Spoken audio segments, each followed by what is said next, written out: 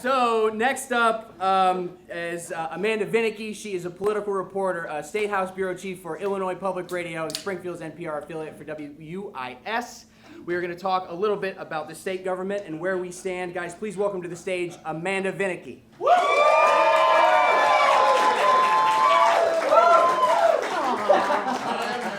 Thank you. Thanks for being here. Amanda, thank you so much for coming. Thank you. I first saw Amanda interviewing the governor, Governor Rauner, sitting in front of him being like, yeah, so what about the budget? And he's like, yeah, I'm not really going to answer your question. You're like, all right, I'll ask it again for like 10 minutes straight. Yeah. It was pretty freaking cool, man. So, I mean, how is he? How's he doing? You know, he has done the opposite of me. When I'm stressed, I eat. He's clearly stressed and is like losing a lot of weight. He's kind of had a rough week. Actually, I feel bad for the guy. He lost his dog. Really? Yeah, really. Pumpkin. I didn't know that. Well, that's tough. Yeah, I know. All right, well. So there we go. I'm sorry to hear that. I know. There's a lot going on in There's Bruce a lot of Rauner's bad life stuff going these on in days. Illinois I know. right now. There's just A lot of things happening. People lose dogs. I mean, so I want to, seriously, I have vilified Bruce Rauner on this show many times, and a lot of the issues that the Chicago Teachers Union protested about today, they lay at the feet of the governor. There's the sign right there. But, I mean, to be honest, he ran on three things, and that was streamlining government, improving education, and improving state's business climate. And we have lost state businesses.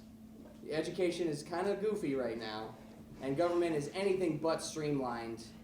Is he cool with this? Is he all right? Is everything cool? I mean, is there some master plan that we're not aware of? Can you talk about that? Well, okay. I would say he says frequently that this is tragic. And I do think that there are some people that have, of course, a very tough time accepting that and swallowing that because they hold him responsible. Clearly, he walked into a big mess, as you just noted right before I came out. This is true. These it's problems not like anything was going great when he came in. That's very true. So there is that. I would say that, who would be happy with how things are going right now? But is there a long-term plan? Yeah, I mean, I think he's been pretty clear on what his long-term plan is. And you may not like it, you may not like it. I mean, there are plenty of people that do, plenty of people that don't. Sure. But he's pretty clear on what that plan is. I think the question would be, was he clear on that when he was a candidate? I think there is some question as to that. In the primary, he was a little more clear, and then when he wanted to appeal to a more general audience, he backed away from some of those specifics, maybe made it a little more palatable to an audience that wouldn't have gone along with that. And now he says that that's the answer. And he was had this big firm, GTCR, before he became governor. This is right. This is where he worked before he was elected governor. Exactly. And this is, of course, an example of a businessman saying, I can really turn around this political situation of which we can all relate nationally. So there's a lot of that. People don't like politicians. So, how do you do? Well, he would say, I mean, back when he was at GTCR, when you listen to him talk about the good old days, that there was... When he was CEO and people listened to him. Well, yeah, and when he was making bank, but he still is. So, he's got that going. But he said that there's a long-term plan in this business. Actually, when he first met, it was interesting. He talked about how he and Mayor Emanuel first met. And back when Ron was like, hey, I want to make some money too. I want to be like you. Yeah. And how that went down. And he said then, we take risks in this long-term plans. You got to wait 8 years. So I think that's what the governor would say to this. And the this issue is, being that plenty of people say we can't wait 8 years. That's a long time to wait. And this is, of course, the name for what he is doing is called the turnaround agenda. And what I read, first of all, I was really surprised to learn in my research that there are a ton of people in the state besides Chicago. Weird, right? There's a lot of people outside the city. Wow, a real lot of them. Most of the land, really. Yeah, this is they're living there. The bulk of it. Outside the city, farming, I guess. I don't know what they're doing. I don't know. But they obviously liked what Governor Rauner had to say. This is kind of a liberal bastion here. I think we kind of get insulated here in Chicago. We have a lot of liberals here. That's why the only place where we shut down a Trump rally. It's pretty remarkable. You know how many counties Hillary Clinton won? In Illinois? No, I don't. 24. Out of 102. Whoa. I did not Pretty incredible know that. when you put it in perspective like that, right? So, well, the question is, who took the rest of them? Was it Bernie or was it the other guy? Well, I mean, so this was obviously the primary, so right. So in that case, it was Bernie. Okay, yeah, I know that. But I know what It's okay. Have some water. Thank you. No, there's definitely. It's vodka. But it is definitely, there is a lot of downstate was really frustrated with Pat Quinn. Pat Quinn. And so, whereas in Chicago had some of that too, there were a lot of closed facilities downstate in places with that, like, they'll become ghost towns without these areas, without these state facilities, without a prison, without a mental health facility, what have you. And so it was a big deal. And they wanted change. They wanted something change. different. A lot of people wanted change. And what was the last? I mean, I don't know. I sure don't know. When was the last time we had a Republican governor in the state of Illinois? I mean, this is a pretty notoriously Democratic state. It was a dozen years prior to when it's been 14 months now that Rauner has had that title. Right. So before that, yeah. He won 50.27% of the vote, and Pat Quinn won 46.35. So it was pretty close. But what I was going to say is, I want to talk about the turnaround agenda, Right. what that means and what it is. And my question is, I think they call it the turnaround agenda because the bend over agenda didn't go over well in the focus groups. I've been working on that for weeks, so I had to get it out. It brings up images. That Amanda is a journalist, and she's not going to talk smack about the governor. So actual facts. What is the turnaround agenda? What is he going for? What is he doing to get there? This is Bruce Rauner's solution to Illinois' ills. And the idea is, really, he is not clearly a fan of unions.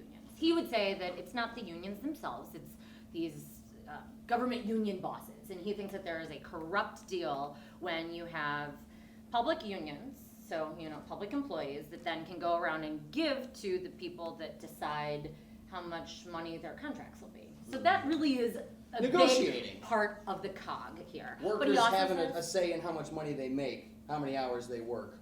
That sort of stuff, yeah. Yeah, okay. All right. Okay. He also wants workers' compensation to be more favorable to businesses, and if there's any sort of lawsuit, so tort reform, quote unquote, that basically means make it friendlier to business. And he would say that Illinois doesn't have enough businesses right now. We got to be better at recruiting. Look at these other states. And did you get my drop G there? Recruiting, yeah. Recruiting. I don't know if you guys watch a lot of Rauner, but if he says any word with an ing on the end of it, there's no G. It's just that we're working hard in the state, and we're trying to get an equal. Like all the time. I do it sometimes. Like I do it well, if you follow him around enough, I'm sure you're picking up his speech. Yeah, maybe that's it. But I do follow him around a lot. I just find it hard to believe he's real folksy in the GTCR boardrooms or whatever. But I mean, that's fine. I mean, sure, he's a really nice guy. So the businesses thing, I mean, we have less business in the state of Illinois since he took over. Is that true? I don't think that you could measure it like that. Okay. There have been some companies that have come in but it's particularly into the city of Chicago, when you're even having businesses come from, the suburbs, and part of that I think is just millennials don't want to have to commute out to the burbs. They want to be here, and that's where the talent is. And so there's been a lot of recruiting in the city. Illinois continues to lag behind in many ways when it comes to unemployment, but we've seen actually those numbers improve. Like the past numbers, we just got some today. They're better. But it's weird because it is good. It's weird though. You're right, because the Rauner administration doesn't always like to say that, because that doesn't fit very well into the storyline of we need all of these changes, right? That makes sense. So it is a difficult thing to measure, and there have been some things. So for example, we have these tax credits. They're edge tax credits. This is where businesses come in and you want us to pay some taxes. Exactly. Incentive. Basically, we give them incentives. And Illinois used to do a lot that would, you would give a company an incentive and didn't really follow up on it. So like Whirlpool, if you have checked out any of the stories on what's happened to when Whirlpool left, it's pretty terrible to these towns, again, like just ghost towns, even though they've gotten these credits. So there is some follow-up now that the administration is doing with that. And so, I mean, it's hard to measure, really. It is, I guess, the thing. And so their numbers, you can twist them any way you like. Well, and guess what? They do. That's what we were saying earlier. It's like, the internet. You can find anything to support or deny any argument on the internet. Yeah. And he's kind of doing the same thing with numbers. But again, very nice guy. Really, I'm sure we he's haven't great. really hung out a lot. Right. No, not a lot of one-on-one. He likes Stag, and that's not my beer. Okay. I like the beer. And he likes I don't know if he actually likes expensive wine. Like for a little bit, my parents were in the Cooper's Hawk Wine Club, not the $140,000 one that he's in. Yeah, that's the thing. There's a picture of Rauner and Rahm went on vacation together in Montana. This was a few years ago, so they were tight. They were. And like you said earlier, Rauner gave Rahm his first job in investment banking. Well, help. This is the picture of Rauner and Rahm. This is not Photoshop. This is them on vacation. You'll see Rahm is holding a bottle of wine, and it costs how much to get into that wine club? Well, so that was to get into the club. So a lot was made about this bottle of wine, but I don't actually know how much the bottle costs. It's just this club, and I think it's a private one. So I actually am afraid that I don't know much about the club. Well, other than it sounds sweet to, it's got to be good. Yeah, I mean it's probably pretty baller. I don't know. Baller, first of all. It's got to be some good taste in wine. And second of all, men are the people. Clearly, I mean, they're out there on the plains. Looks like an Abercrombie and Fitch ad gone wrong. But I'm sure, again, really nice guy. So let's talk about the budget. It does make it difficult, right? Yeah, right. Given that we're 10 months in now without a budget. 10 months in, no budget. Actually, Pennsylvania used to have one, used to not have one, but now they have a budget now. So we're the only state in the union without a budget. Only state without. We're number Kentucky's one. beginning. Kentucky is actually having some issues, but they're just starting. So we actually now have been crowned with the distinction of the state that has gone the longest without a budget in modern history. It's like holding your breath Reasons to underwater. stay in Cook County, right? A lot of confused clapping tonight, but that's okay. Yeah. No, it's sad. Mm-hmm. So, I mean, it is sad because, Ceasefire, an organization that we've talked about on the show before, they've lost all their funding from the state. Public universities are in big trouble. There was actually something where the teachers were asked to hand in their keys. Now, they've gone back on that, I heard. At Chicago State University. Chicago State University, the administration asked the teachers, please give us your keys because we don't know if we're going to be open tomorrow. But the keys were given back to the teachers. That's hard to do when you have to teach classes. Right. So, well, maybe you don't have to teach classes. Maybe you just shut all the universities down. I mean, what could go wrong? But the point is, if we have no budget, nothing seems to have changed. It just seems like you turn on the TV and all the local people want to talk about is how there's no budget. But I still see state police being out there. I still see state workers getting paid. Where is the disconnect that I'm seeing here? I mean, when a budget shutdown happens in Washington, you can't go to the Washington Monument. You can't do this, that, and the other thing. And Parks you really closed understand. down, there are barricades. So where are the barricades? Why aren't we seeing any changes here? Well, I mean, I think that in a sense is probably a lot of people would say a great thing, because how bad would it be to be 10 months without all of these reasons that you have government to not be working, for them to be shut down. At the same time, it has allowed this impasse to linger and had both sides be able to stay in their corners without really having to come together because there's no major outcry. And so that is for a whole host of reasons. Basically, you have a bunch of laws that insist that money has to be paid for things like state debt. There have been court orders because basically Illinois has such outdated software that the governor and comptroller have argued that it's impossible for them to comply with a federal law that requires some money to be paid to certain employees. It's just impossible because it's so outdated. There's nothing you can do. Yeah. You don't know. You don't know. He's not working on computers. He's a folksy man of the people in the wine club up in Montana. He does like the folksy attire. So you mentioned both sides. Both sides. Yeah, so these were problems leading up to Rauner's administration, and he is trying to deal with them in a different way. But you got mad again. Or not dealing with them. Or just ignoring them and saying that it's impossible to do anything about it. Phrase it however you like. Whatever, shut down the colleges. Who cares? So Madigan and Rauner, they need to kiss and make up. They need to figure this out. They need to come together and compromise. I mean, I don't need a kiss. Handshake, I'd like to see it personally, but I mean, we don't have to. But yeah, at least to talk would be good. Right? Yeah, to just chit chat. I mean, you asked Rauner recently. I mean, you're the governor. You have a phone. I mean, we're not that low on money, are we? He still has a phone. No, he definitely has a phone, and he has enough money. Even if we didn't, he could buy one. He could buy one. He could buy a burner. Yeah, he could buy a lot of them. Go for it. A phone for everyone here. Bruce Burner. He's great. So why the hell aren't they talking to each other? I don't know. I think that is the most inexplicable thing, and I think the most frustrating for. Hopefully the most frustrating for everybody. That, I think it's easier to swallow all of this when there's a true conversation or something to fight over. But right now it's hard to really get an understanding of whose fault it is because both sides are pretty darn cagey about it, and yet it's clear that they ain't talking. So I will say, the governor came in, promised that he was gonna be this great negotiator, man who is great at getting along with folks. That hasn't happened.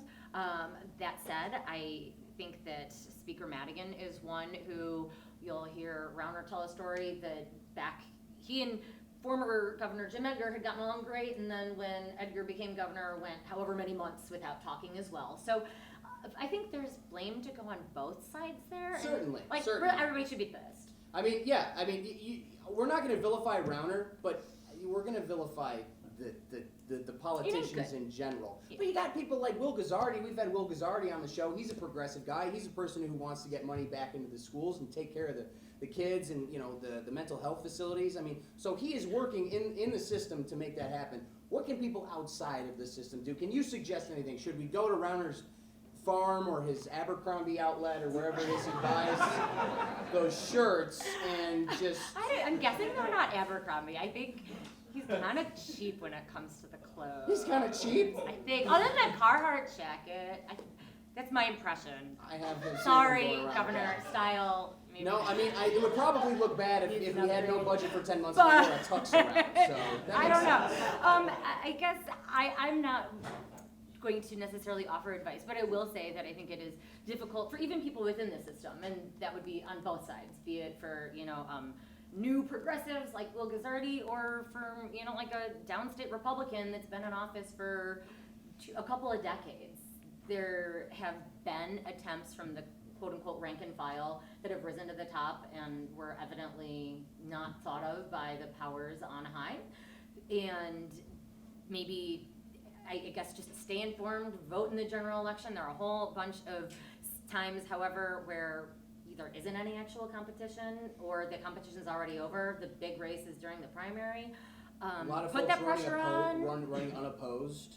And there were two races that you talked about, I believe, downstate, where combined $10 million were pumped into these two races, of which there were like 26,000 people in each one of these districts. More money than most states will spend on a governor's race, to spend on a couple of these. So one of them was a downstate Senate race. Another one was, up here, where it was Ken Duncan and Juliana Stratton. Yeah. That was the number one record-shattering race. That was the one where President Obama stepped in and said, vote for Juliana Stratton and not for Duncan, because Duncan was a Democrat who broke ranks with Madigan. It's like House of Cards, man. It's a lot.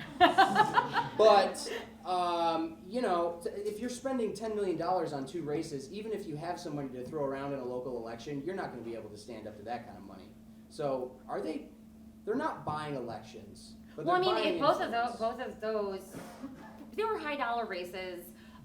That was largely because of Rauner money, or at least Rauner money and allies. But like we saw with Jeb Bush, right? Jeb Bush.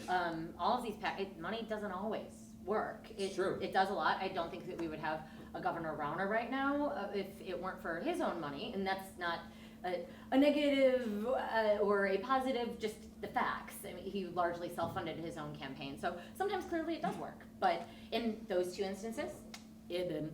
So you got a guy with a lot of money who is a successful businessman, self-funding himself, saying that he can turn around the stagnation in a political place, and it's not going too well. I just wish that there was something that could be taken away from that. I don't know what it is. But in those two races... They're very different humans. They are. Oh yes. They're one is orange and one is... Very, very white. Like, I'm white too. We're both Scandinavian, the governor and I. Oh, that's nice. You relate over that? We talked about it once. Really? Yeah. How did that? Please tell me everything. It was brief. It was brief? Yeah. Was he like, oh, I'm being personal? No, he wasn't doing that. No, Nice it was quick. It was quick. We like Sweden. That's about as far as it goes. Yeah. He's deep. He's a deep guy. But I mean, really, you can't vilify the person, but it's an ideological difference that it really is. And that's... It's an ideological difference. It is. I think his critics would also heap on plenty beyond that, but maybe he didn't come in as informed about state government. That is, again, something that clearly a lot of voters really want and really like. They're not happy with how government's going. So some people think it's a great thing, but those who've been around on the inside have been very frustrated with that. And I think also his, saying, Democrats support this, when clearly there are a lot of Democrats that don't. There are some aspects of that I think could move, but Democrats have not let that be released. So there is a lot of control that is held in Springfield. So a lot of these haven't gotten full airings, but a lot of them would die if given that opportunity. Terrific, man! There we go. Just spectacular. Well, again, Happy Friday night. You're not. Hey, it's not all gloom and doom here. It's just the facts. And Amanda, you are a reporter, and you are staying on the ball. And guys, if you want to know what's going on in the state of Illinois, and especially Springfield, pay attention to what Amanda Vinicky's doing. You're doing important work. I really want to thank you for being here, guys. Give it up for Amanda Vinicky. Thank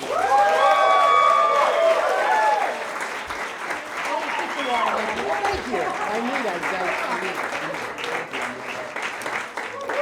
Let me keep the water. I got honey and I got the water. So you should probably vote. That seems like a thing we should do. Oh man, I just really wanted to get one in on Bruce before we got done.